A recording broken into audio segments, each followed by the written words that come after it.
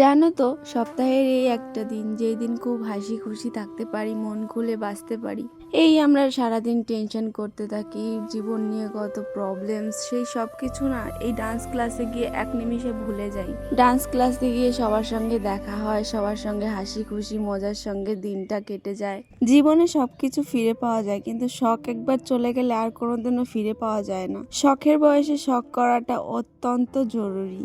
কোথাও একটা লেখা পড়েছিলাম, স্বপ্ন পূরণ করতে গিয়ে যদি দেয়ালে পিঠ ঠেকে যায়, তবে স্বপ্নটাকে নয় দেয়ালটাকে ভেঙে গুড়িয়ে দাও। মনে রাখবে, যে তোমাকে ভালোবাসবে তার কাছে তোমার শখের মূল্যও থাকবে। যার কাছে তোমার শখের মূল্য নেই, তার কাছে তোমার কোনো অস্তিত্বই নেই।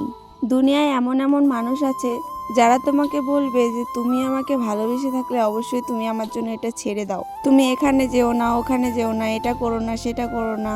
এমন একটা ভাব করবে যেন সবকিছুতে তোমার কেয়ার করছে।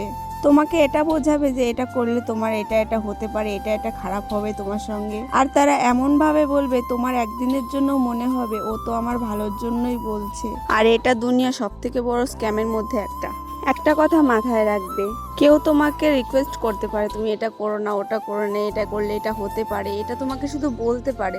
সে অর্ডার করতে পারে না তোমাকে যে তুমি এটা করতে পারবেই না। আর যদি সে তোমার উপরে অর্ডার করে, তাহলে ভেবে নিও তুমি বড়সড় একটা বিপদের মধ্যে রয়েছে। আর এই সব লোকেদের জন্য আমার কাছে একটাই উত্তর, 10 বছর পরে গিয়ে রিগ্রেট করার থেকে এখন রিগ্রেট করা অনেক ভালো। এর জন্য নিজের মতন বাঁচো। তুমি কোনটাতে খুশি আছো, কোনটাতে হ্যাপি আছো, তোমার নিজেকে সেটা খুঁজতে হবে।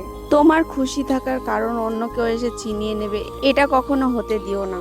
লাইফে শুধু একটাই চাওয়া পাওয়া, সেটা হচ্ছে ফ্রিডম। যাদের জন্য স্যাক্রিফাইস করবে, তাদের জন্য স্যাক্রিফাইস করতে করতে মরে যাবে, তাও তাদের মন পাবে না কোনোদিনও। তাই বলছি বোন, তোমার যেটা ভালো লাগে তুমি সেটাই করো।